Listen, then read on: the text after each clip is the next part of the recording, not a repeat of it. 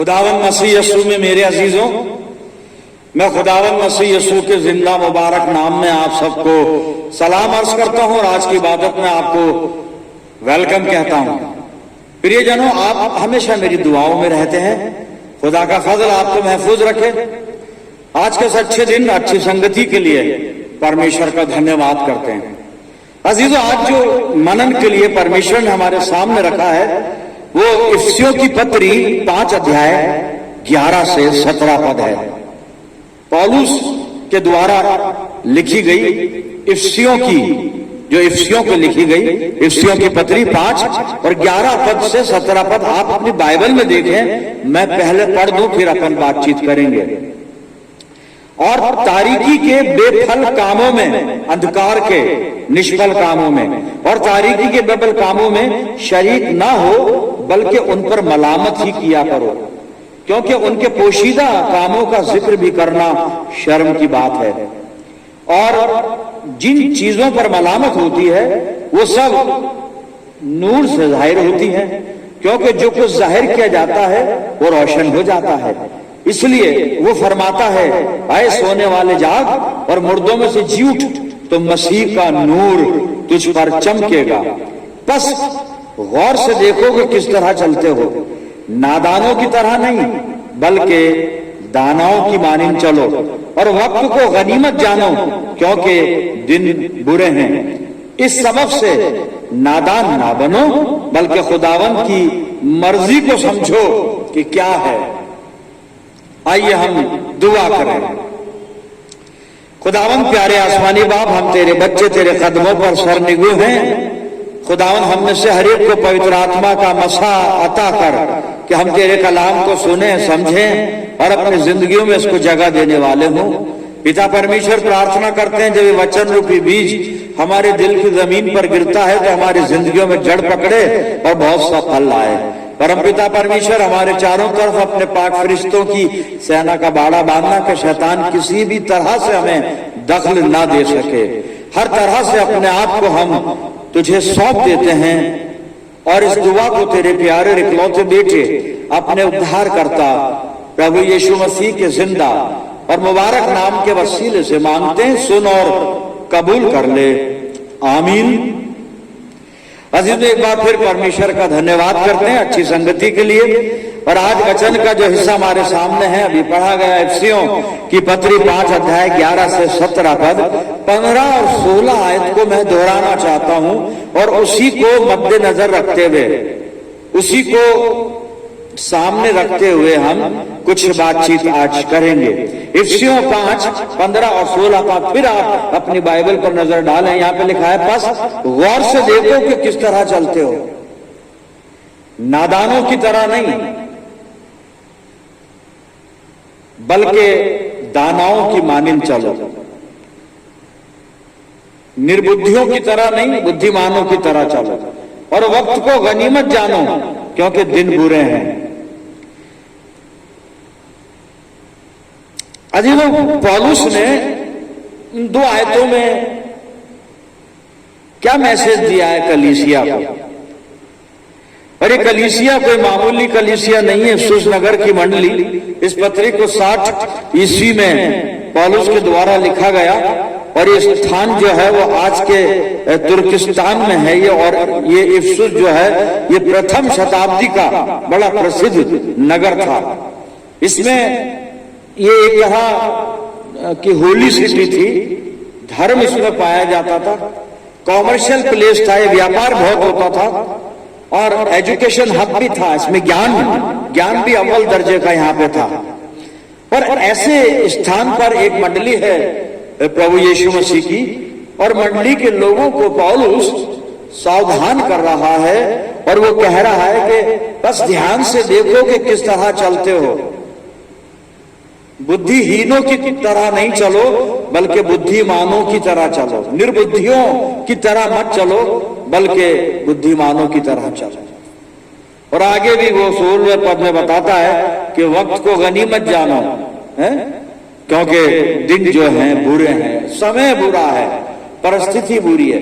और हम इसको समझ रहे हैं कि चारों तरफ क्या माहौल है, दुनिया का क्या माहौल है हम सब जानते समझते, बार बार उसको एक्सप्लेन करने की जरूरत नहीं है। बस पौलुस के द्वारा कलीसिया को सावधान किया जा रहा है कि कलीसिया अक्लमंदों की तरह चले, बुद्धिमानों की तरह चले,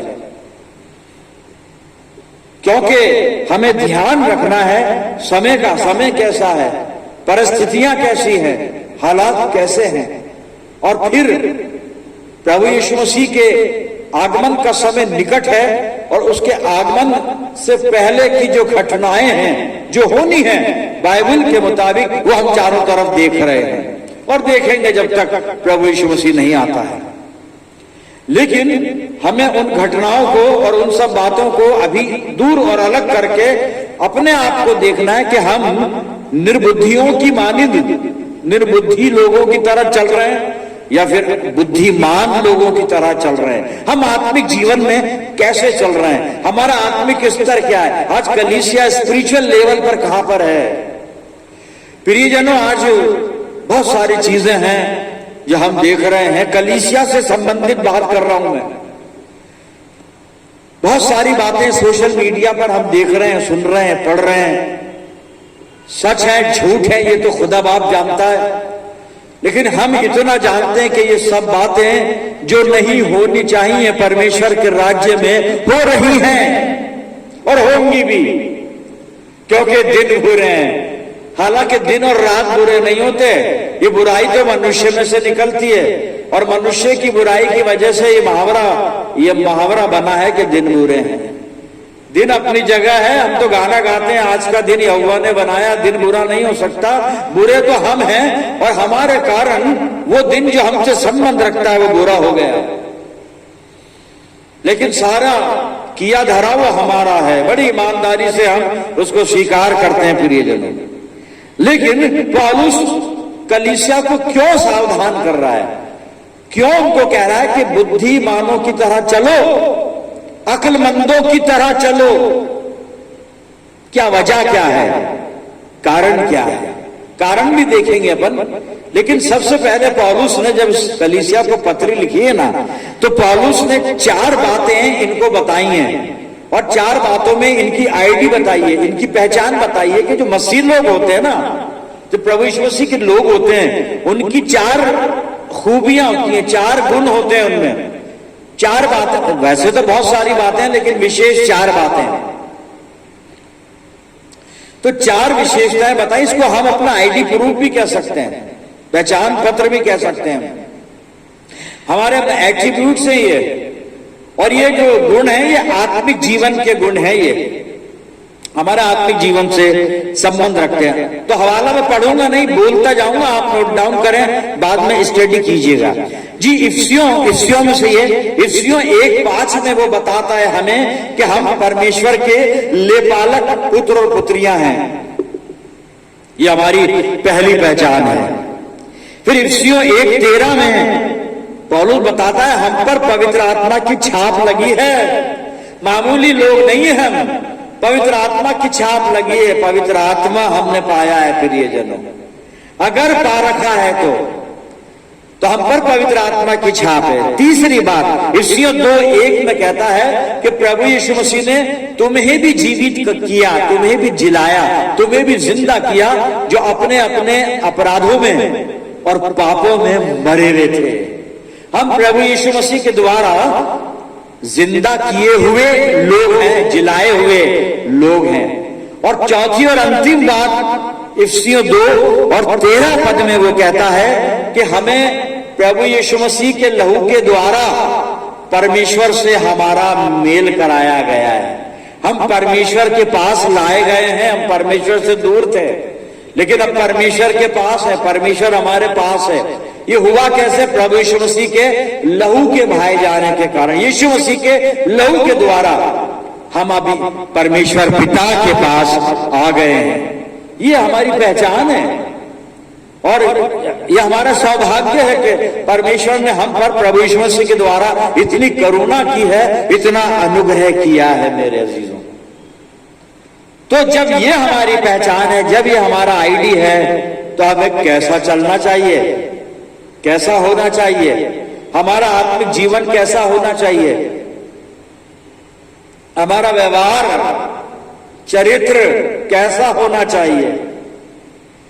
क्योंकि पौलुस कलीसिया में कुछ देख रहा है, और जो वो देख रहा है वो जो यीशु मसीह के लोग होते हैं ना, उनकी तरह नहीं देख रहा है वो। मतलब वो चीजें नहीं है उनमें जैसा प्रभु यीशु मसीह के लोगों के जीवन में होनी चाहिए ना, जो पवित्रता, जो आचरण, जो व्यवहार, जो चरित्र, वो देख नहीं रहा है पौलुस।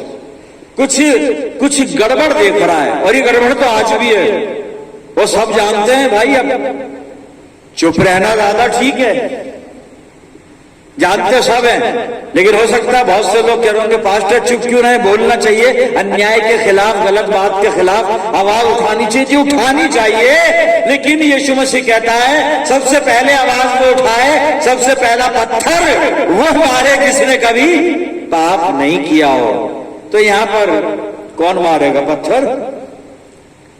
खैर, अभी पत्थर मारने की जरूरत नहीं है, वक्त आएगा तो खुदा बाप अपने आप ही निपटा देगा, सब हो जाएगा ठीक। दुआ करें, हम केवल प्रार्थना करें। लेकिन ये माहौल आज भी है, तब भी था, आज भी है, कब तक रहेगा पता नहीं।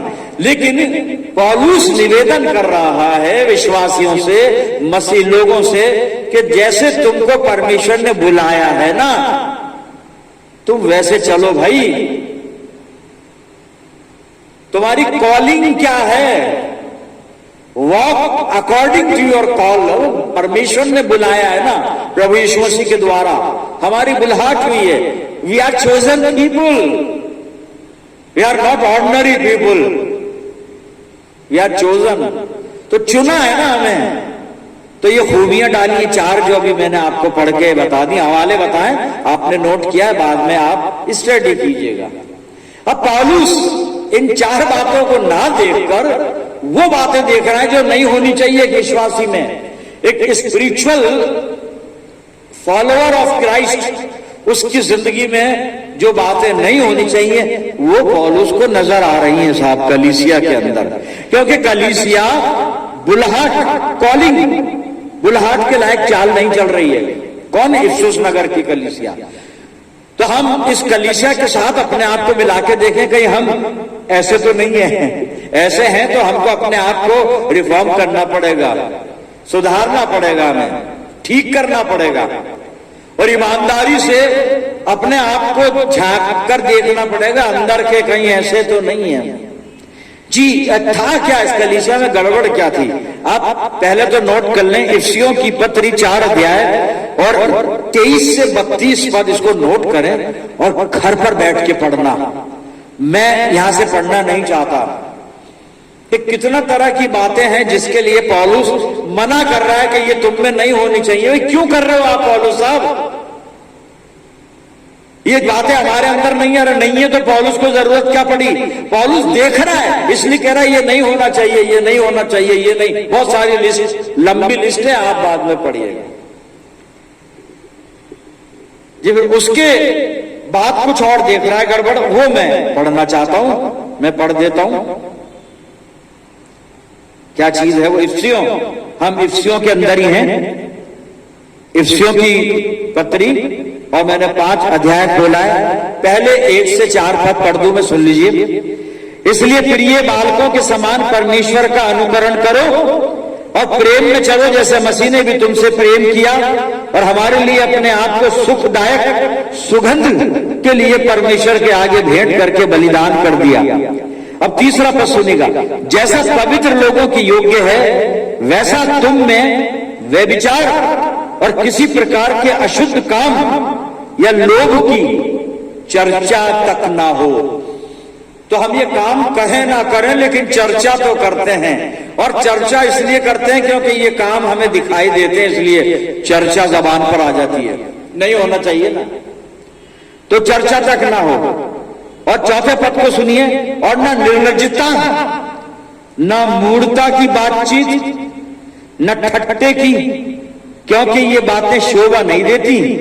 ये बातें शोभा नहीं देती कलीसिया में। फिर शोभा क्या देता है? आगे उसने कंक्लूड किया है उस चौथे पद को, वरन धन्यवाद ही सुना जाए। Thanks giving, only thanks giving. कोई फालतू की बात नहीं, कोई गंदी बात नहीं, कोई बेशर्मी की बात नहीं, निर्लज्जता की कोई बात नहीं।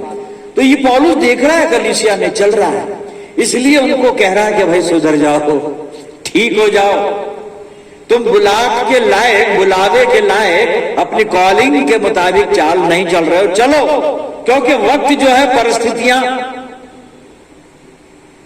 अच्छी नहीं है। इसी इफ्सियों 5 में से 18 पद में पढ़ रहा हूं, सुनिएगा क्या लिखा है। दाखरस से मतवाले ना बनो, दाखरस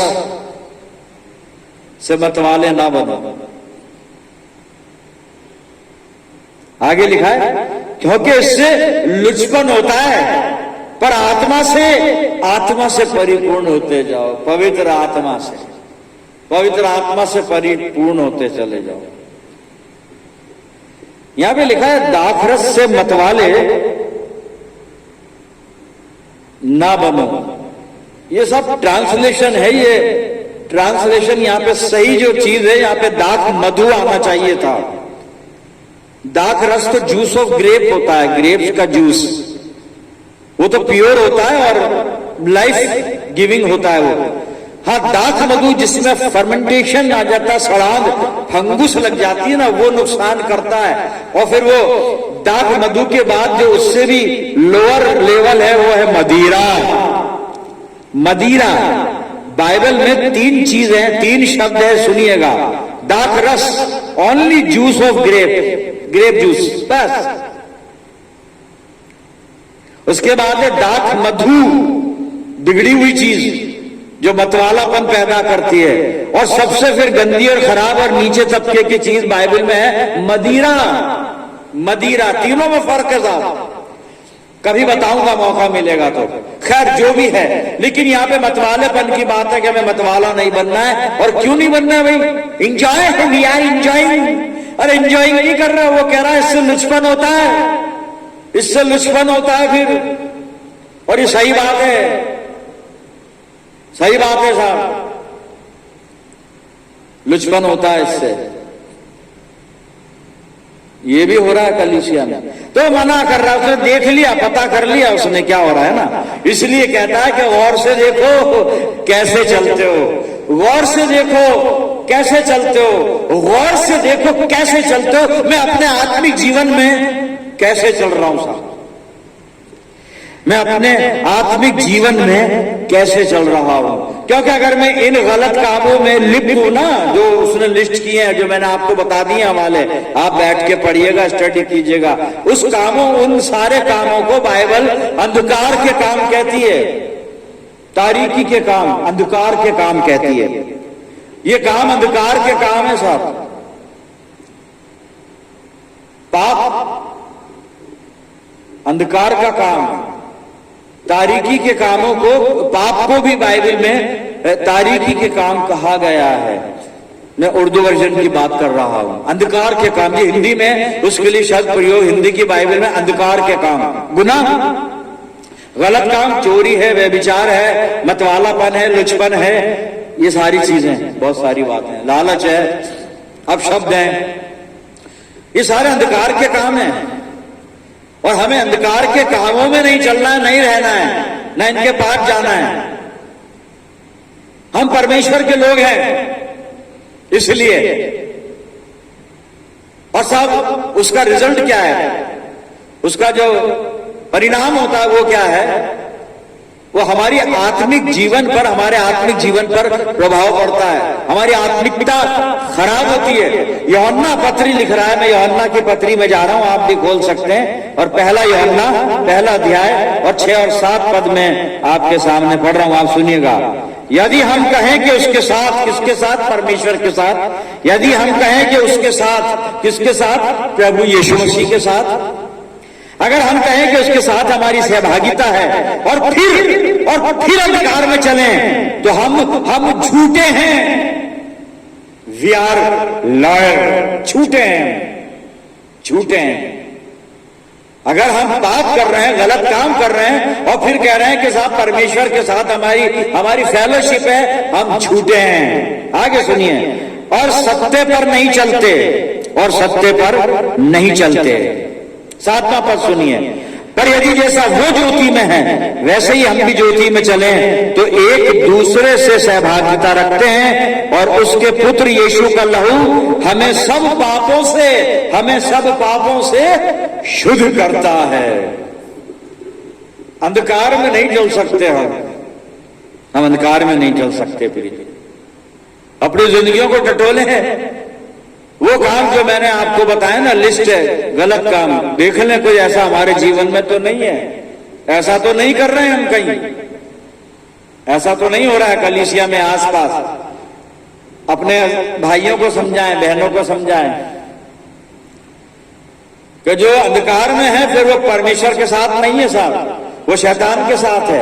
आज हम देख लें, टटोल कर अपने आप को एग्जामिन कर लें कि हम परमेश्वर के साथ हैं या शैतान के साथ हैं, किसके साथ हैं। जी एक रिक्वेस्ट पौलुस ने की है। मैं इफिसियों की पत्री निकाल रहा हूं और 4 अध्याय 1 से 3 पद सुनिएगा पौलुस क्या कहता है। इसलिए मैं जो प्रभु में बंदी हूं तुमसे विनती करता हूं कि जिस बुलाहट से तुम बुलाए गए थे उसके योग्य चाल चलो। विनती कर रहा है भाई, जो तुम्हारी कॉलिंग है ना, प्रभु यीशु मसीह ने तुम्हें बुलाया है, जिस बुलाहट से तुम बुलाए गए थे उसके योग्य चाल चलो। क्योंकि वो कलीसिया चल नहीं रही थी। आज कलीसिया देखना पड़ेगा, अपने को देखना पड़ेगा, अपने को जांचना पड़ेगा कि मैं चल रहा हूं या नहीं चल रहा हूं। अगर मैं अंधकार में हूं तो मेरी कलीसिया अंधकार में है, अगर मैं ज्योति में हूं तो मेरी कलीसिया, मेरी मंडली ज्योति में है। जी दूसरा पद सुनिएगा, अर्थात सारी दीनता नम्रता सहित और धीरज धरकर प्रेम से एक दूसरे की सह लो और मेल के बंधन में आत्मा की एकता रखने का यत्न करो। यह हमें करना पड़ेगा, तब हम अंधकार के कामों से बाहर निकलकर परमेश्वर की सहभागिता में चले जाएंगे। आज मौका है अपने आप को जांचने परखने का कि हम अंधकार में हैं या परमेश्वर की सहभागिता में हैं, हम ज्योति में हैं या अंधेरे में हैं। अब आखिरी हवाला हमें करना क्या है, किस प्रकार से हम परमेश्वर का अनुग्रह प्राप्त कर सकते हैं। जी मैं पौलुस का पहला खत जो थिस्सलुनीकियों को लिखा गया है, पहला थिस्सलुनीकियों और 2 अध्याय, पहला थिस्सलुनीकियों 2 अध्याय 11 और पद पढ़ रहा हूं, सुनिएगा। तुम जानते हो कि जैसा पिता अपने बालकों के साथ व्यवहार करता है वैसे ही हम भी तुम में से हर एक को उपदेश करते और शांति देते और समझाते थे। पिता भी समझाता है ना बच्चों को, पौलुस समझा रहा है। इफिसियों को समझाया, अब इनको समझा रहा है। तो किस बात का ध्यान रखें वो बता रहा है पौलुस। जी 12 पद पढ़ रहा हूं मैं, कि तुम्हारा चाल चलन परमेश्वर के योग्य हो।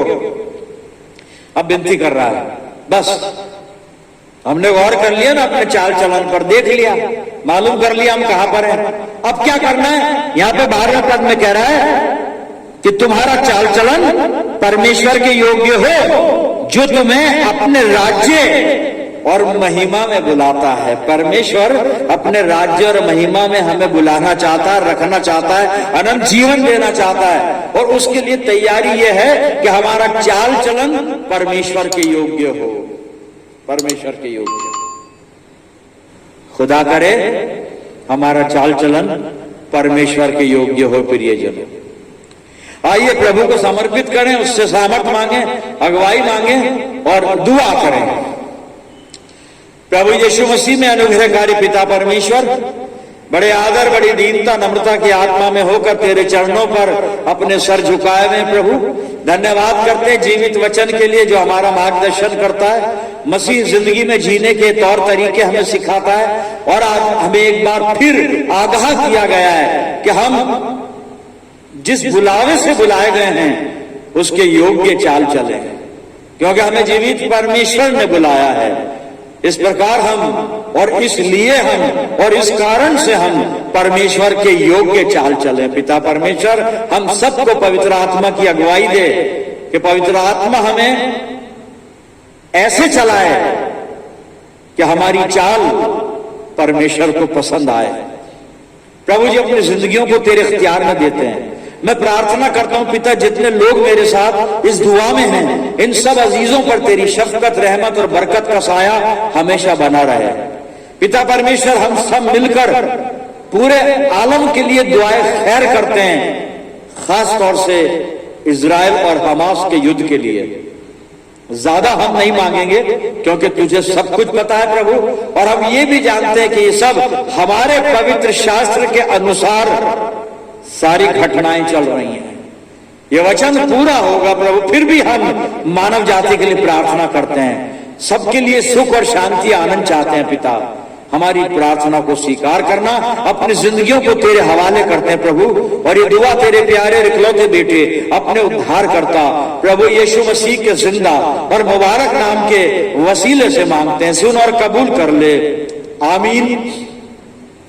अब हमारे प्रभु यीशु मसीह का अनुग्रह, पिता परमेश्वर का प्रेम, पवित्र आत्मा की सहभागिता हम सब के साथ, समस्त विश्वासियों के साथ, हमारी सब मंडलियों के साथ अब से लेकर हमेशा तक होती रहे, आमीन।